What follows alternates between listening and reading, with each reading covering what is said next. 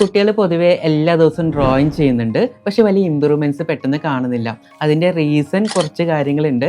കുറച്ച് പോയിന്റ്സ് ഞാൻ പറഞ്ഞുതരാം.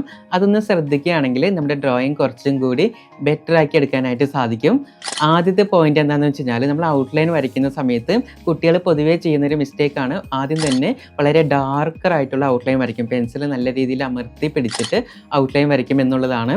ഇത് ഒഴിവാക്കിയിട്ട് പെൻസിലിൻ്റെ ടിപ്പിൽ നിന്ന് നമ്മുടെ കൈ കുറച്ചൊന്ന് ബാക്കിലോട്ട് ഇറക്കി പിടിച്ച ശേഷം വളരെ ലൈറ്റായിട്ട് ഔട്ട്ലൈൻ വരച്ച് സ്റ്റാർട്ട് ചെയ്യുകയാണെങ്കിൽ നമ്മുടെ ഡ്രോയിങ് കുറച്ചും കൂടി നീറ്റായിട്ട് കീപ്പ് ചെയ്യാനായിട്ടും നല്ല ഔട്ട്ലൈൻ വരച്ചെടുക്കാനായിട്ടും ഇത് നമ്മളെ നല്ല രീതിയിൽ ഹെൽപ്പ് ചെയ്യും. അടുത്തൊരു പോയിന്റ് എന്ന് പറയുന്നത് കോമൺലി ബിഗിനേഴ്സും കുട്ടികളൊക്കെ വരുത്തുന്ന ഒരു മിസ്റ്റേക്കാണ്.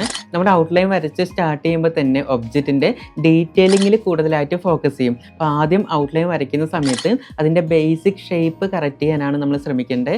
ബേസിക് ഷേപ്പുകൾ നല്ല രീതിയിൽ വരച്ച് പ്രാക്ടീസ് ചെയ്യുന്നത് ഡ്രോയിങ്സ് കൂടുതൽ മെച്ചപ്പെടുത്താനായിട്ട് ഹെൽപ്പ് ചെയ്യും.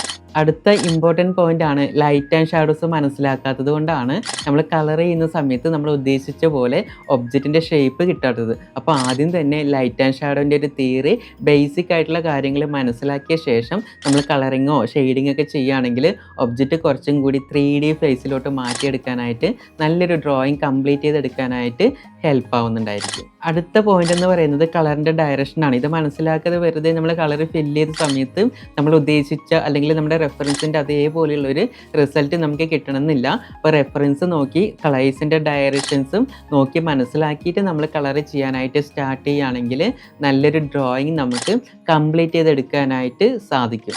ലാസ്റ്റ് പോയിന്റ് എന്താണെന്ന് വെച്ച് കഴിഞ്ഞാൽ നമ്മൾ കറക്റ്റായിട്ടുള്ള ടെക്നിക്സ് ആൻഡ് മെത്തേഡ് ആർട്ടിലും എങ്ങനെ ഔട്ട്ലൈൻ വരയ്ക്കണം, എങ്ങനെ കളർ ചെയ്യണം, അങ്ങനെ എല്ലാത്തിൻ്റെയും കുറച്ച് ടെക്നിക്സ് ആൻഡ് മെത്തേഡ്സ് ഉണ്ട്. അത് നമ്മൾ കറക്റ്റായിട്ട് പഠിച്ച ശേഷം പഠിക്കുകയാണെങ്കിൽ കുറച്ചും കൂടി സ്പീഡായിട്ട് നമ്മുടെ ഡ്രോയിങ് ഇമ്പ്രൂവ് ചെയ്യിക്കാനായിട്ട് നല്ല രീതിയിൽ ഹെൽപ്പ് ചെയ്യും. കുട്ടികൾക്ക് വേണ്ടിയിട്ടുള്ള ഓൺലൈൻ ലൈവ് ക്ലാസ്സിൻ്റെ അഡ്മിഷൻ ഓപ്പൺ ചെയ്തിട്ടുണ്ട്. ക്ലാസ്സിലേക്ക് ജോയിൻ ചെയ്യാനായിട്ട് ഇപ്പോൾ തന്നെ താഴെ കാണുന്ന നമ്പറിൽ വാട്സപ്പ് വഴി കോൺടാക്റ്റ് ചെയ്യുക.